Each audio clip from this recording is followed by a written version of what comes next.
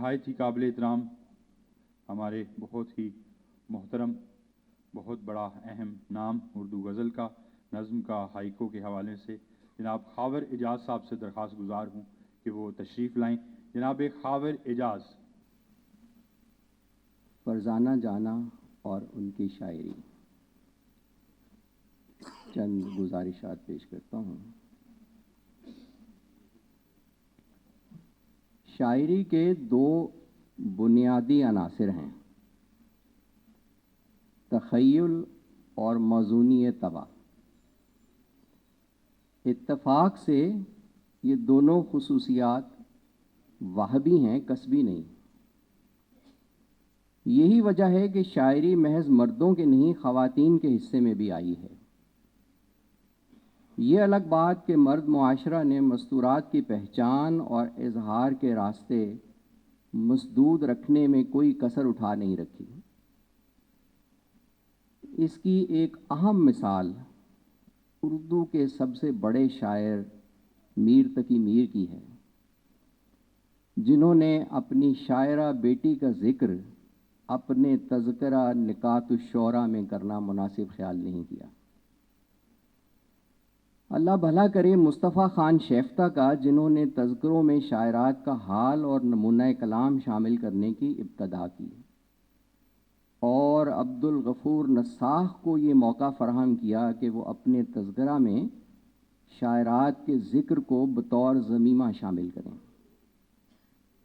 چنانچہ ہم دیکھتے ہیں کہ اس کے بعد خواتین شعراء کی مستقل تذکرے بھی لکھے جانے لگے، لیکن ان میں تحقیق و تردد کا مادہ کم اور سامنے کے میسر مواد پر انحصار صاف نظر آتا ہے۔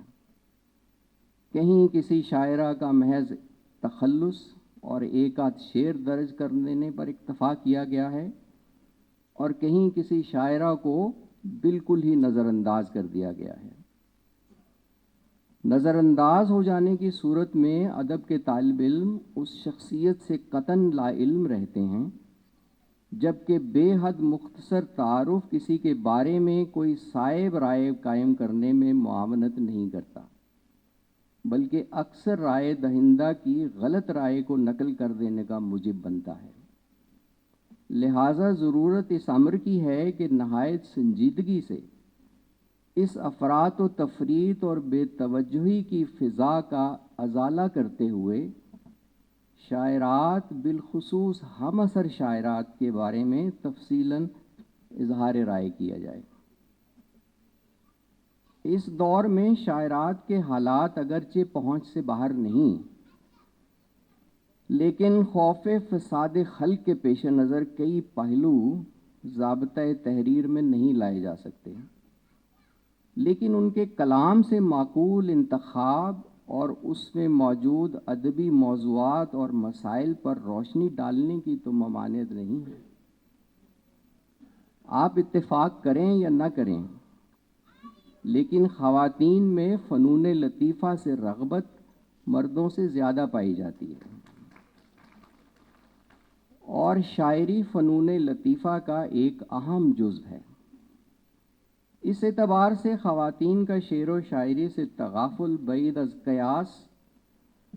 قیاس ہے، تاہم بآسانی منظر عام پر نہ آنے دیے جانے کے باعث افق شعر پر ان کی موجودگی کا احساس کم کم رہا ہے۔ عہد موجود کے بدلے ہوئے معاشرتی نظام اور نشر و اشاعت کی گوناگون سہولیات نے ہماری شاعرات کو اپنے وجود کا احساس دلانے میں اہم کردار ادا کیا ہے۔ سو ہم دیکھتے ہیں کہ ماضی کے مقابلے میں حال کی شاعرات کی تعداد میں قابل قدر اضافہ ہوا ہے۔ مجھے اعتراف ہے کہ میں فرزانہ جانا کے حالات زندگی سے کما حق واقف نہیں، لیکن اتنا ضرور جانتا ہوں کہ وہ میرے جس عزیز دوست کی شریک حیات ہیں، وہ بیگ کے لقب سے پہچانے جاتے ہیں، جو ترکی زبان کا لفظ ہے اور خلافت عثمانیہ میں ایک فوجی عہدہ کے لیے مستعمل تھا اور مغلوں کے مرزا کے برابر متصور تھا۔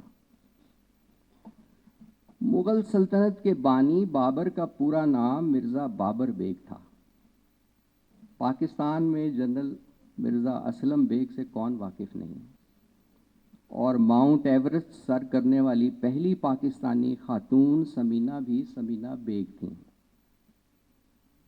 नामवर बेग दुनिया के हर खित्ते में पाए जाते हैं।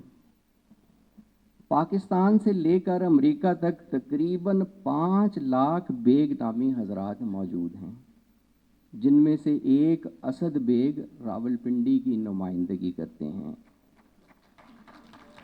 और ज़ुमरे शोरा से मुताल्लिक़ हैं।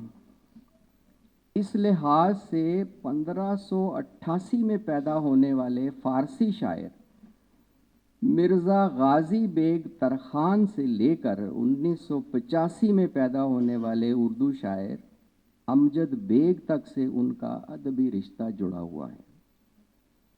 उर्दू के मुतअद्दिद शोरा भी बेग थे, जैसे महबूब बेग दकनी, मिर्ज़ा अब्दुल बेग कबूल, मिर्ज़ा दुराब बेग कश्मीरी वगैरह। इनमें मिर्ज़ा रजब अली बेग सुरूर कई हैसियतों से मुमताज़ हैं। इसी तरह गालिब के शागिर्द मिर्ज़ा कुर्बान अली सालिक बेग और दाग के शागिर्द मिर्ज़ा मुज़फ़्फ़र अली बेग शायर कज़लबाश के नाम से जाने जाते हैं, नहायत मारूफ नाम है। बरादरम असद बेग के एक हम नाम मिर्ज़ा असद बेग उनसे पहले 1913 में हैदराबाद में ज़ाहिर हो चुके हैं। हमारे अहद में खातिर गज़नवी, जिनका असल नाम मोहम्मद इब्राहिम बेग है, अपनी ज़रा सी बात पर हमेशा पहचाने जाते रहेंगे। रसा चुगताई का ख़ानदानी नाम मिर्ज़ा मोहतशम बेग, शबनम रूमानी का मिर्ज़ा अज़ीम बेग, अला हाज़िल क़यास, बहुत से नाम ऐसे हैं जिनके आखिर में बेग का लफ्ज़ आता है। इसी तरह दीगर कई मिलते जुलते नामों पर मुश्तमिल शोरा की एक फ़ौज ज़फ़र मौज इस अमर का सबूत है कि तुर्कों ने ये नाम फ़ौज के आला ओहदेदार के लिए क्यों मुख्तस किया था। इस नौ की बहुत सी मुमासलतें और भी हैं, लेकिन बात खासी तवील हो गई है और तमहीद के दायरे से निकलती जा रही है।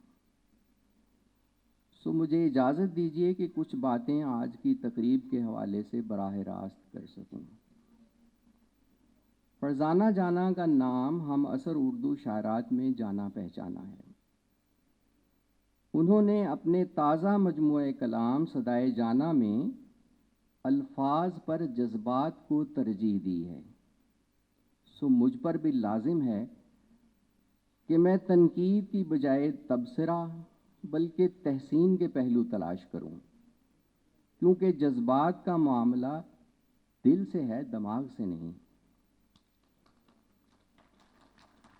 दूसरे ये कि ख़वातीन की शेरी मसाई को अक्सर नज़रअंदाज किया जाता है, लिहाजा वो तबसरा निगारों की तवज्जो की ज़्यादा मुस्तहिक ठहरती हैं। यूं भी दौरे हाजिर के नक्कादों की ज़िम्मेदारी बनती है कि वो शायरात के मामले में गुज़श्ता के तजाहुल आरफाना की तलाफ़ी करें और सिन्फ़ नाजुक के जज्बात का एहतराम करते हुए बेनियाज़ी की रविश तरक करें। शायरात से असातिज़ा सुखन जैसी कोहना मशकी, कादिरुल कलामी और बुलंद ख्याली का तकाज़ा दुरुस्त नहीं। ख़ुद शौरा में कई हज़रात ऐसे हैं जिनका कलाम बाज़ मरूफ शायरात से बुलंद नहीं, लिहाजा तकाबुली पस्ती के उज़्र पर शायरात के कलाम को पसे पुश्त नहीं डाला जा सकता। अगर ऐसा होता तो आज बीसियों शायरात का कलाम तज़किरों की वसातत से हम तक न पहुँचता। इन गुजारिशात की रोशनी में जब मैं फरजाना जाना की शायरी देखता हूँ तो उसमें सादा बयानी और खुलूस नीयत के साथ क्लासिक की मोहब्बत की महकार मिलती है, जिसका इजहार उन्होंने किसी लगी लपटी के बग़ैर قدرتی روانی کے ساتھ کیا ہے۔ 2-3 اشعار دیکھیے۔ دیا جلتا ہے دل میں روز ہی ایک، کسی مندر میں رہ کر جی رہی ہوں، تیری آنکھیں کمال کرتی ہیں، جانے کیا کیا سوال کرتی ہیں۔ وہ رت بہار کی وہ شام پھر کہاں آئی، مہکتی رات میرے نام پھر کہاں آئی۔ رومان بھری محبت فرزانہ کی شاعری کا مرکزی موضوع ہے۔ ان کا یہ والہانہ پن قاری یا سامع کی توجہ اپنی جانب مبذول رکھتا ہے۔ جہاں جہاں تاثر کی فراوانی نے ان کا ساتھ دیا ہے، وہاں وہاں شعر کی معنی آفرینی دو چند ہو گئی ہے۔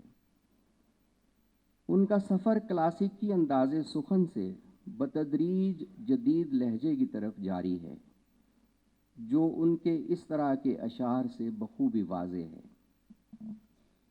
تھا کہیں آسماں کی وسعت میں، اصل میں وہ زمیں کا تارا تھا۔ محاولہ بالا اشعار کو مد نظر رکھتے ہوئے مجھے یہ کہنے میں کوئی باک نہیں کہ فرزانہ جانا معمولی فنی خلاؤں کو پر کرتی ہوئی اپنی پرواز سخن کو اپنی خواہش کے مستقر تک پہنچانے میں کامیاب رہیں گی۔ بہت شکریہ۔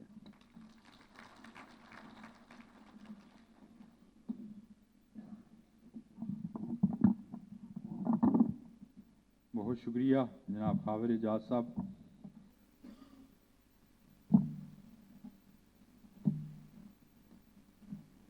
یہ جو الفاظ کی روانی ہے، یہ جو الفاظ کی روانی ہے، ان میں پنہا میری کہانی ہے۔ چیف ایڈیٹر سہمائی مجلہ کہکشاں انٹرنیشنل، روئے رواں ادبی تنظیم ضیاء ادب، چیئرپرسن ضیاء ادب پبلیکیشن، ماہنامہ کتاب انچارج انٹرویو سیکشن نیشنل بک فاؤنڈیشن، بزم جانا خواب زندہ ہیں اور صدائے جانا کی تخلیقار، جن کے لیے آج کی یہ خصوصی شام ہم نے سجائی ہے، تشریف لاتی ہیں محترمہ فرزانہ جانا۔ بھرپور تالیوں میں استقبال کیجیے فرزانہ جانا۔ بسم اللہ الرحمن الرحیم۔ معزز خواتین و حضرات، آج کا دن میرے لیے بہت زیادہ خوشی کا اور اہمیت کا حامل ہے، کیونکہ میری یہ شاعری کی تیسری کتاب اور مجموعی طور پہ 5ویں کتاب کا ایک فنکشن ہے۔ میرے والد صاحب جو تھے وہ اردو کے پروفیسر تھے اور اردو ان کا مضمون تھا۔ کو بہت شوق تھا کہ میں شاعری کی طرف قدم بڑھاؤں، اور گاہے بگاہے وہ اپنے ادیب دوستوں سے میری ملاقات بھی کرواتے رہتے تھے، اور بچپن سے ہی گھر میں تعلیمی اور ادبی ماحول ملا، اور خود بخود سے میرے قدم جو ہیں وہ اس طرف رواں ہوئے، اور جو بھی تخلیق کرتی والد صاحب کو سناتی، اور ہمیشہ مجھے وہاں سے عزت افزائی ملی۔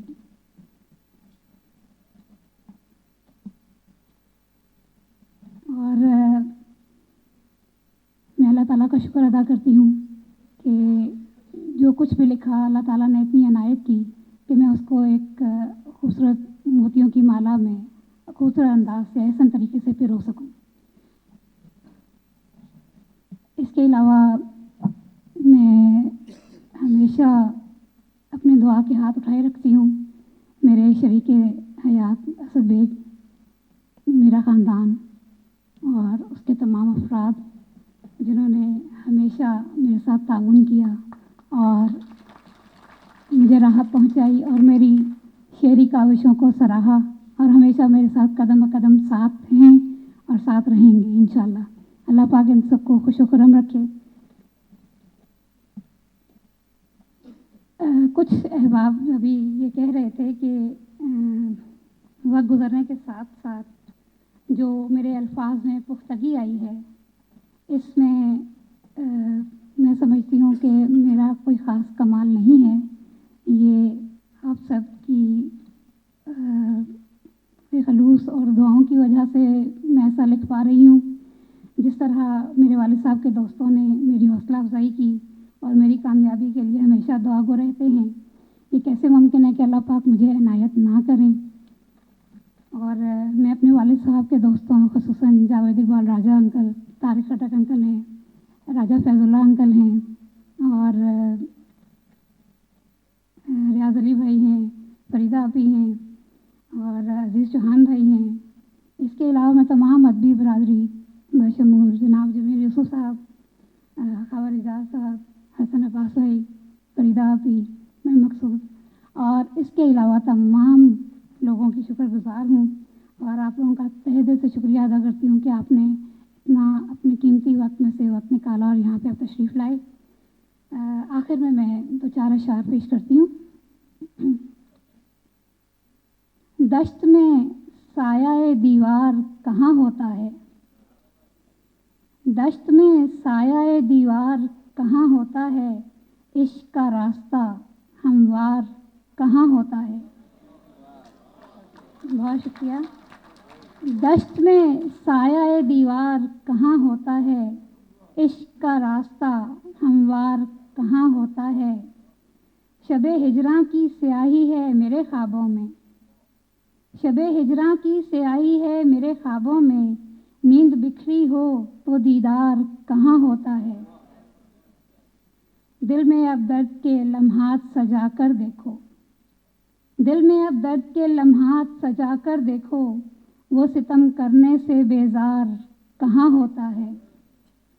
اور شعر دیکھیے گا کہ اب کہاں پاؤ گے یوسف سا ہنسی دنیا میں، اب کہاں پاؤ گے یوسف سا ہنسی دنیا میں، بارہا مصر کا بازار کہاں ہوتا ہے. بہت شکریہ. اب کہاں پاؤ گے یوسف سا ہنسی دنیا میں، بارہا مصر کا بازار کہاں ہوتا ہے. جس کو تم دل سے بنا لیتے ہو اپنا مسجود، جس کو تم دل سے بنا لیتے ہو اپنا مسجود، سر جھکانا وہاں بیکار کہاں ہوتا ہے. اور اس کا مطلب ہے کہ یوں تو ہر شخص بناتا ہے کہانی جانا، یوں تو ہر شخص بناتا ہے کہانی جانا، ہر کوئی صاحب کردار کہاں ہوتا ہے. یوں تو ہر شخص بناتا ہے کہانی جانا، ہر کوئی صاحب کردار کہاں ہوتا ہے. اور ایک غزل کے چند اور اشعار ہیں پھر میں اجازت چاہوں گی. بزم نجوم یار سی تقدیر کر مجھے، بزم نجوم یار سی تقدیر کر مجھے، میرے حسین خواب کی تعبیر کر مجھے. اظہار غم کا کوئی وسیلہ تو ہو میرا، اظہار غم کا کوئی وسیلہ تو ہو میرا، میں حرف حرف درد ہوں تحریر کر مجھے. بہت شکریہ. میں حرف حرف درد ہوں تحریر کر مجھے، مسمار ہو چکی ہوں میں اندر سے ٹوٹ کر، مسمار ہو چکی ہوں میں اندر سے ٹوٹ کر، ان کرچیوں کو جوڑ کے تعمیر کر مجھے. بہت شکریہ. مسمار ہو چکی ہوں میں اندر سے ٹوٹ کر، ان کرچیوں کو جوڑ کے تعمیر کر مجھے. پگھلا نہ مجھ کو آتش فرقت کی آنچ میں، پگھلا نہ مجھ کو آتش فرقت کی آنچ میں، ایک لمس دے کے پیار کا تسخیر کر مجھے، ایک لمس دے کے پیار کا تسخیر کر مجھے. میری وفا کے خون میں اپنی وفا ملا، میری وفا کے خون میں اپنی وفا ملا، آئینہ حیات کی تصویر کر مجھے، آئینہ حیات کی تصویر کر مجھے. پھر عشق میرے نام سے منسوب کر کوئی، پھر عشق میرے نام سے منسوب کر کوئی، سہنی بنا چناب کی یا ہیر کر مجھے. بہت شکریہ، بہت نوازش. پھر عشق میرے نام سے منسوب کر کوئی، سہنی بنا چناب کی یا ہیر کر مجھے. خواہش ہے میں اناد کی ہر جڑ اکھاڑ دوں، خواہش ہے میں اناد کی ہر جڑ اکھاڑ دوں، جانا کہ حرف حرف کی تاثیر کر مجھے. ایک بار پھر آپ سب کا بہت شکریہ. بہت بہت مبارک فرزانہ جانا صاحبہ آپ کو. آج کی تقریب کے صدر محفل ہمارے بہت ہی محترم جناب جمیل یوسف صاحب سے درخواست گزار ہوں کہ وہ تشریف لائیں اور اپنی محبتوں کا اظہار کریں. جناب جمیل یوسف. محترمہ فرزانہ جانا صاحبہ، خواتین و حضرات،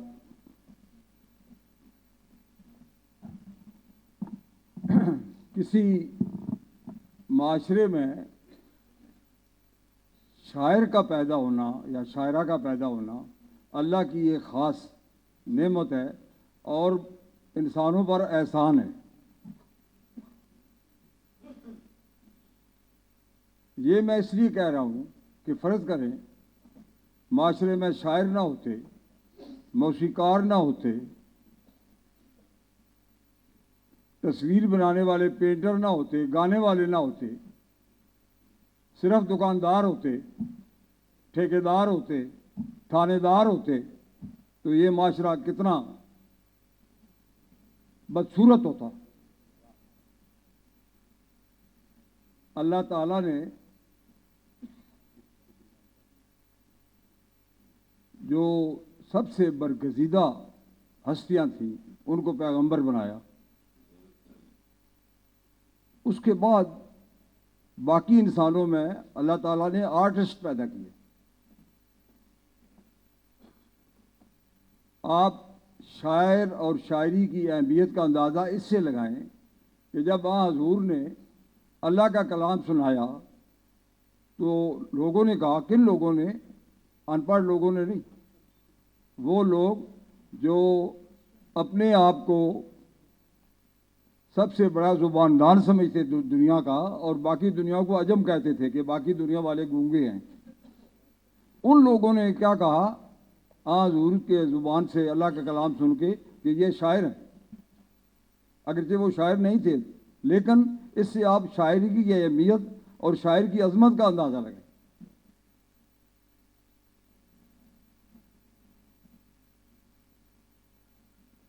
فرزانہ جانا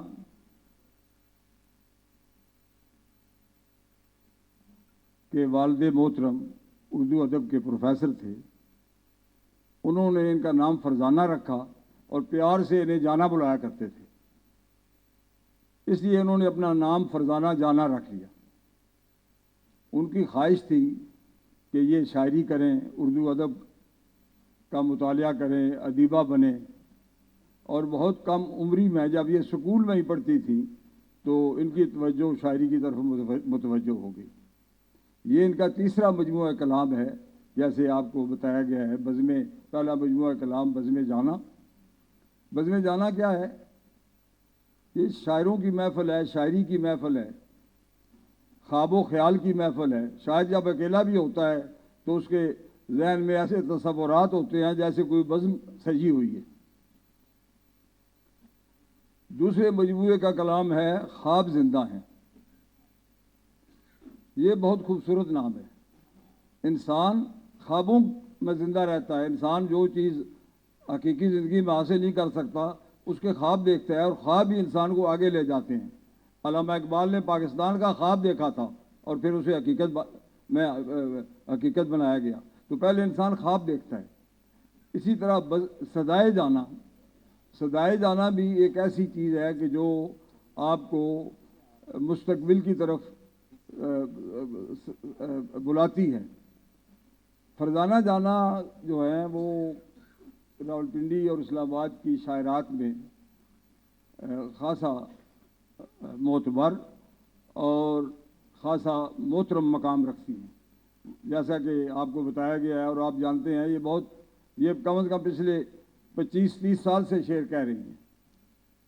ان کی شاعری کے بارے میں کافی گفتگو ہو چکی ہے. تقریب بھی خاصی طویل ہوتی جاتی ہے. بڑے اہم لوگوں نے، جناب روش ندیم، جناب نسیم سحر، جناب حسن عباس رضا اور جناب خاور اعجاز جیسے دانشوروں نے ان کے شاعری پر اظہار خیال کیا ہے. تو میں اس بہت ہی پروقار، بہت ہی کامیاب تقریب پر فرزانہ جانا کو، اسد بیگ صاحب کو اور آپ سب کو مبارکباد دیتا ہوں کہ آپ ایک ادبی محفل میں تشریف لائے اور شعر و ادب کی باتیں سنی. فرزانہ جانا کا سفر ابھی جاری ہے, شاعری کا سفر جاری ہے. ابھی کچھ پروفیسر صاحبہ نے کہا کہ جمیل یوسف نے ان کی کتاب کا دیباچے میں یہ لکھا ہے کہ خواتین میں عموماً حصے مزاح نہیں ہوتی. میرا خیال یہ ہے کہ یہ بات کوئی ایسی غلط نہیں ہے. آپ دیکھیں کہ جو مزاحیہ شاعر ہیں وہ مردوں میں زیادہ ہوئے ہیں یا عورتیں مزاحیہ شاعر زیادہ ہوئی ہیں؟ عورتیں بہت ہی اکا دکا مزاحیہ شاعر ہیں, اور فرزانہ جانا جو ہے ان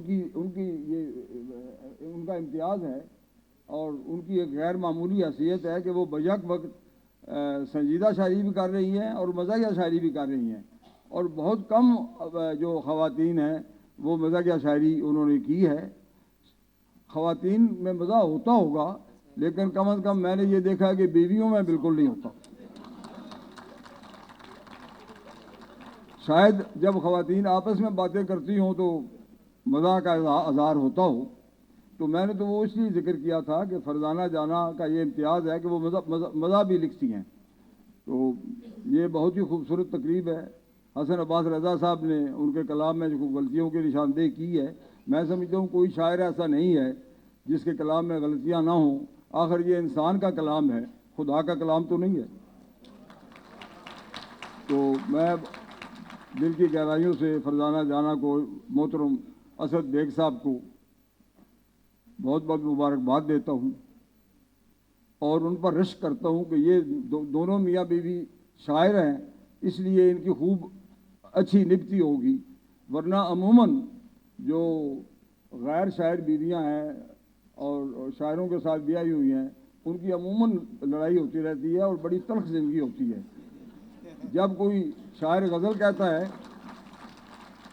یعنی آپ یہ سمجھیں کہ 99% جو شاعر ہیں جن کی بیویاں شاعرہ نہیں ہیں ان کی زندگی بڑی تلخ ہوتی ہے. جب وہ کوئی غزل کہتے ہیں تو بیویاں کہتی ہیں یہ کس پر کہی ہے. یہاں میں آپ کو بتاؤں کہ ضروری نہیں ہوتا کہ جب شاعر غزل لکھ رہا ہو تو وہ کسی محبوبہ کے بارے میں لکھ رہا ہو, یا جب شاعرہ لکھ رہی ہو تو وہ کسی محبوب کے بارے میں لکھ رہی ہو. یہ اس طرح ہے جیسے ایک پینٹر تصویر بناتا ہے کسی خاتون کی, تو ضروری نہیں ہوتا کہ وہ خاتون موجود بھی ہو, وہ ہو سکتا ہے صرف اس کے تصور میں ہو. یہاں میں آپ کو حفیظ جالیدری صاحب کا ایک بڑا عام شعر سناتا ہوں جسی موضوع پر ہے. انہوں نے کہا ہے کہ کسی سے عشق کو سچ مچ کوئی ضرور نہیں, کسی سے عشق کو سچ مچ کوئی ضرور نہیں, فقط کرشمہ حسن بیاں بھی ہوتا ہے. تو شاعر جو ہے وہ حسن بیان کے پیچھے ہے, وہ شعر کو جو خوبصورت بنا رہا ہے تو اس میں حسن پیدا کر رہا ہے. تو بہرحال یہ لمبی بحث ہو جائے گی. بہت بہت شکریہ آپ کا. میں پھر ایک دفعہ اسد بیگ صاحب کو اور محترمہ فرزانہ جانا کو مبارکباد دیتا ہوں. ان کی مزید کتابیں آتی رہیں اور اس طرح کی محفلیں سجتی رہیں.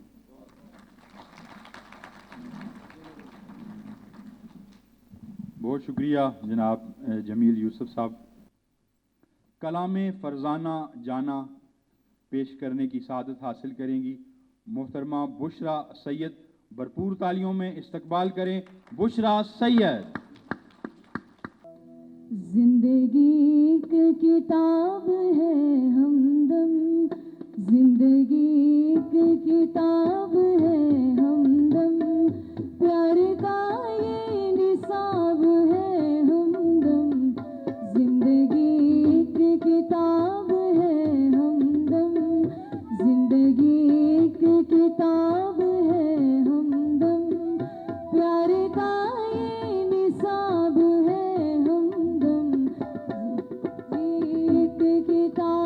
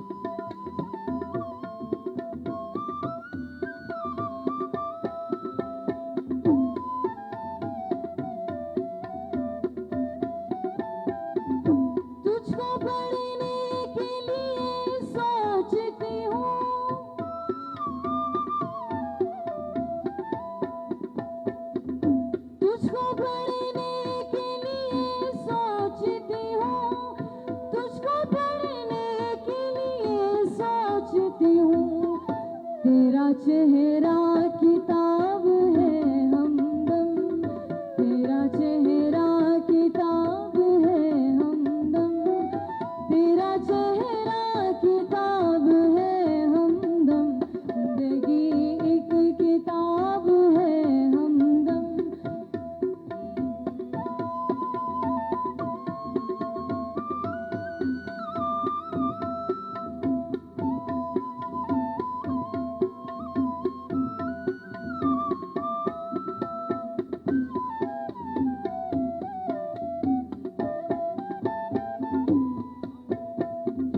ठंडी ठंडी चली है पुरवाई,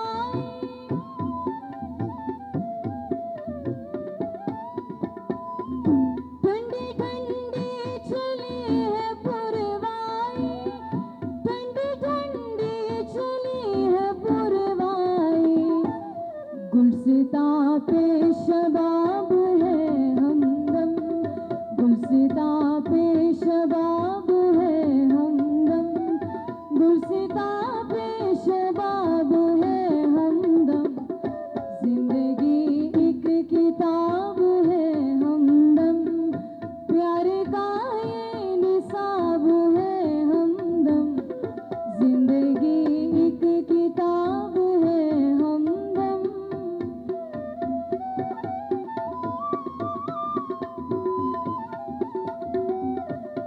हासिल गज़ल अब शेर में आपके सामने पेश करने जा रही हूँ, आप सबकी तवज्जो में।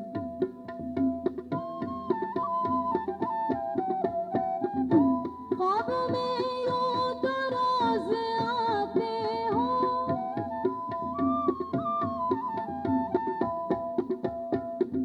ख्वाब में यूं तो रोज आते हो, ख्वाब में यूं तो रोज आते हो, पर तुम्हें पाना ख्वाब है हमदम, पर तुम्हें पाना ख्वाब है हमदम, पर तुम्हें पाना ख्वाब है हमदम, जिंदगी एक किताब है हमदम, जिंदगी एक किताब है हमदम, प्यार का ये निसाब है हमदम, जिंदगी एक किताब है हमदम, जिंदगी एक किताब है हमदम, प्यार का ये निसाब है हमदम, जिंदगी एक किताब है हमदम,